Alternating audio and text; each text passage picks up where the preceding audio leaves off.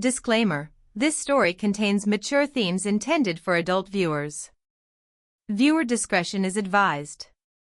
The room was quiet except for the faint hum of the ceiling fan.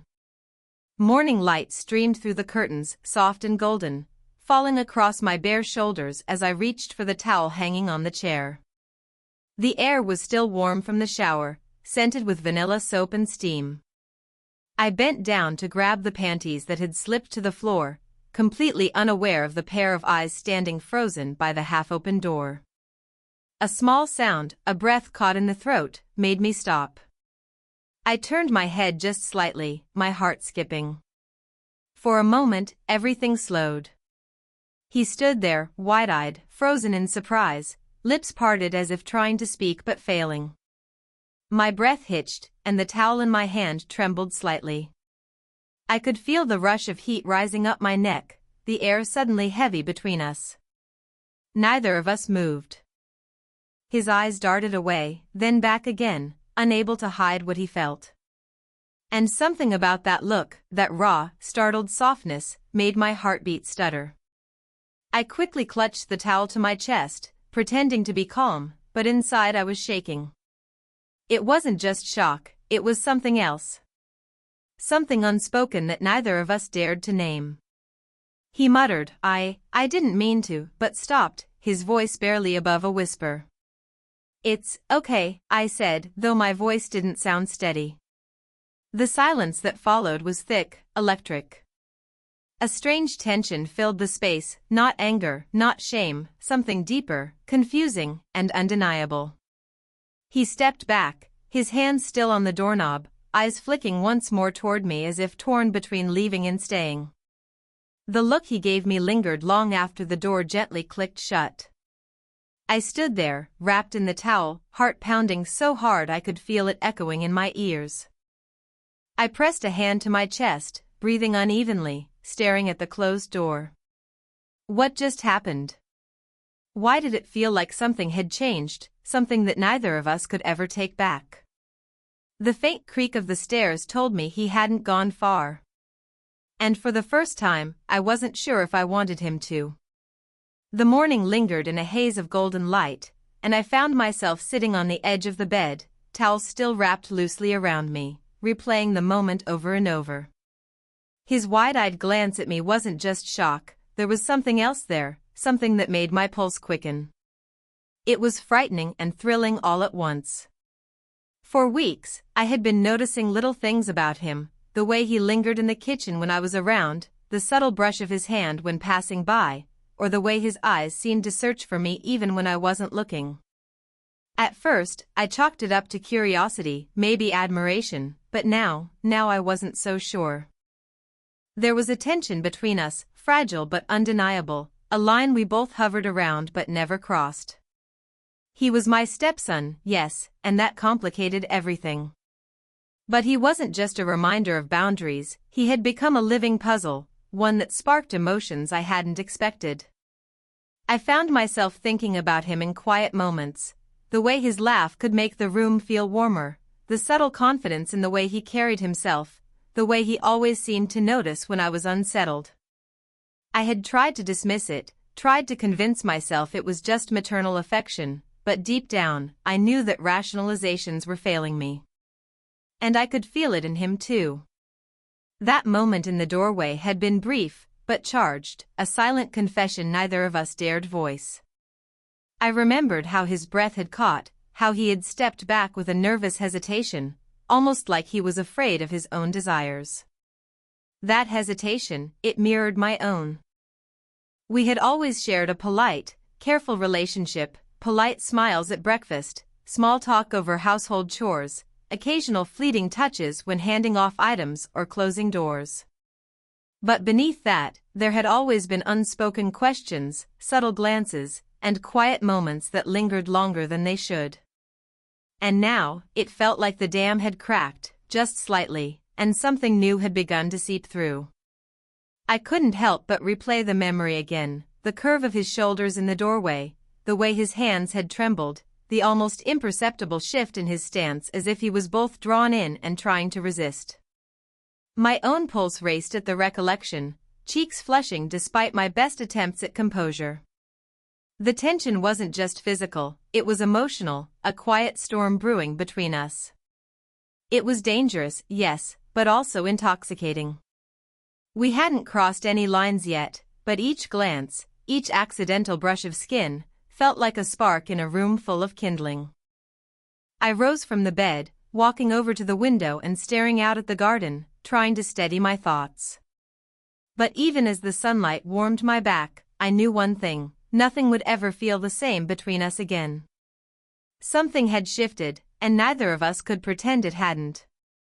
The question now was whether we would let it grow, or let it burn out quietly. The evening descended quietly, painting the room in muted amber and shadows. I was in the kitchen, preparing a simple cup of tea, when I sensed him watching me again. He leaned casually against the doorway, pretending to be relaxed, but there was an intensity in his gaze that made it impossible to ignore. I felt it in my chest, a fluttering mix of anticipation and guilt that twisted my stomach. He smiled, just slightly, and I noticed the subtle tension in his posture. It was almost playful, yet edged with something darker, something that hinted at the thoughts he didn't voice. I felt my own pulse spike, noticing how his presence made the mundane act of making tea feel charged, alive. A quiet heat crept up my neck and cheeks, and I found myself aware of every movement, the tilt of his head, the brush of his sleeve, the way his eyes followed mine. "I didn't mean to bother you," he said softly, though his tone didn't match the look in his eyes. It was a challenge, an unspoken dare. My heart raced faster, and I could feel a flush creeping down my arms. It's okay," I replied, trying to sound casual. My words stumbled over themselves, betraying my own nervousness. The air between us felt thick, electric. There was something in the way he lingered, just close enough for the warmth of him to brush against me, that stirred a forbidden longing I tried desperately to deny. A pang of jealousy hit me suddenly, sharp and startling. He had been chatting casually with a friend earlier, laughing and smiling so freely, and now I realized how much I hated the idea of him sharing that energy with anyone else. I wanted it all to be here, in this quiet tension between us, this stolen moment of proximity that made my thoughts race. We exchanged no more than a few words, but each glance and movement carried weight. His presence was magnetic, pulling me closer even as every rational thought screamed that it was impossible, forbidden. Yet the temptation, unspoken, simmering, hovered like a storm on the horizon, ready to break. As the room grew darker and the shadows deepened, the silence stretched, heavy with longing, fear, and desire. Every second felt like a heartbeat away from something irreversible. We were teetering on the edge, both of us aware that one careless move could change everything. The house was quiet, every creak of the floorboards amplified in the stillness of the night. I found myself in the living room, rearranging a few things after dinner, when I realized he was there too, not in the doorway this time, but closer, lingering near the couch as if drawn by the same invisible force that pulled at me. Our eyes met, and for a moment, words failed us. I could feel the tension stretching between us like a taut wire. His presence was overwhelming, each subtle movement magnified, the brush of his sleeve against his side, the slight tilt of his head, the way he shifted his weight as if unsure whether to step closer or back away. I felt my pulse spike, a flush creeping up my neck and arms, and my breath caught in my chest. "You stayed up late?" I asked, my voice almost too soft. "Couldn't sleep," he replied, eyes never leaving mine. There was a charge in the air that neither of us could deny. Every glance, every heartbeat seemed to pull us closer, an invisible magnet drawing us into a space neither of us wanted to escape. We moved around each other carefully, aware of every small gesture, the accidental touch of hands as I passed him a book, the brush of shoulders as I adjusted the lamp. Each contact was electric, a spark that left us both startled and wanting more. I could feel the tension building in my chest, a pressure that was both thrilling and terrifying. The house felt smaller suddenly, every room shrinking until all that existed was the space between us. His eyes lingered on me, searching, questioning, teasing. My own gaze was bold now, daring him to cross the invisible line we'd skirted for weeks. And then, just as the tension felt unbearable, he moved a fraction closer. The air thickened. My heartbeat raced, and I felt the deliciously dangerous edge of anticipation. We were so close now, the space between us charged with unspoken words and forbidden desire. He stopped, mere inches from me, his breath warm, eyes locked on mine. I could feel his hesitation, the moment suspended, fragile and electric. And in that pause, everything hung in the balance, one move, one word, and nothing would ever be the same again. Then, a sudden sound from the hall made both of us freeze. The moment shattered, but not completely.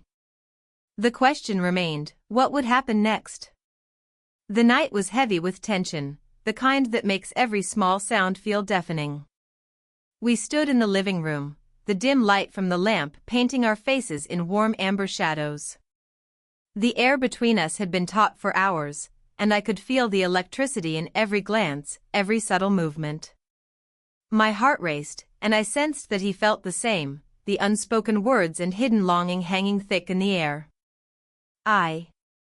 I need to tell you something, he said, voice low and urgent. His eyes didn't waver, though his hands fidgeted slightly at his sides. I felt a shiver run through me. What is it? I asked cautiously, though my chest felt tight, anticipating what was coming. He stepped closer, the space between us smaller than it had ever been. I've been feeling things I shouldn't, he admitted, voice trembling slightly. I didn't know how to say it, and I didn't want to make things awkward, but I can't pretend anymore. The words hit me like a jolt of electricity. Everything we had been dancing around for weeks, every fleeting glance, every accidental brush of hands, suddenly made sense. My chest tightened, a mix of fear and excitement flooding through me. I had been feeling it too, the same tension, the same pull, and hearing him confess it out loud was both terrifying and thrilling. Before I could respond, there was a sudden creak behind us, a sound that made both of us spin. The door to the study was ajar, and through the crack, I saw something that made my stomach drop. There, holding a folder of letters and photographs, was my husband. His expression was unreadable, a mix of surprise and something else I couldn't place. You too, he stammered, his voice low but sharp. Everything froze. The energy between us, so carefully controlled, snapped into chaos. The attraction we had been holding in check now collided with fear and the risk of being discovered. My pulse thundered, my mind raced, and yet, beneath it all, the tension of forbidden attraction hadn't completely dissipated, it had transformed into something more complicated, more charged. We were caught, not by our feelings, but by circumstance. And in that moment, the raw, unspoken connection between us became even more urgent, a dangerous spark in a room full of secrets and unvoiced desires. One step, one glance, one choice could change everything. And as we all stood there, locked in a moment that would be impossible to forget, I realized that nothing would ever be the same again. The room was thick with silence, heavy and suffocating, after the shocking revelation. My chest felt tight, as if each heartbeat were a drum echoing the tension in the air. My husband's eyes burned with a mixture of anger, confusion, and betrayal, while the young man beside me looked as though he had been pulled apart from the inside, guilt etched into every line of his face. I didn't mean for it to go this far, he stammered, voice shaking, his hands clenched at his sides. You didn't mean for it to go this far, my husband repeated, each word a dagger. Do you know what this means? What you've done? His gaze snapped between us, sharp and unrelenting. I felt a surge of emotion I couldn't suppress, frustration, fear, longing, all tangled together. Please, stop shouting, I said, voice trembling but steady. We didn't act on anything. None of it has gone further than the feelings. For a moment, the room fell into an uneasy quiet. The air seemed to hold its breath, waiting for someone to break the tension. And then it hit me, I couldn't let this linger in ambiguity. I had to make a choice, and I had to be honest, no matter the risk. I need you both to understand, I said firmly, my heart pounding. We've felt something, yes. But it's complicated, confusing. We didn't plan this, and we didn't act. But it's real, and ignoring it won't make it go away. My husband's expression softened slightly, though suspicion still lingered. Real? He asked cautiously. Yes, I replied, taking a deep breath. We're human. We feel things. But we're also capable of control, of choice. And now we have to decide what comes next, together, honestly, without hiding from each other.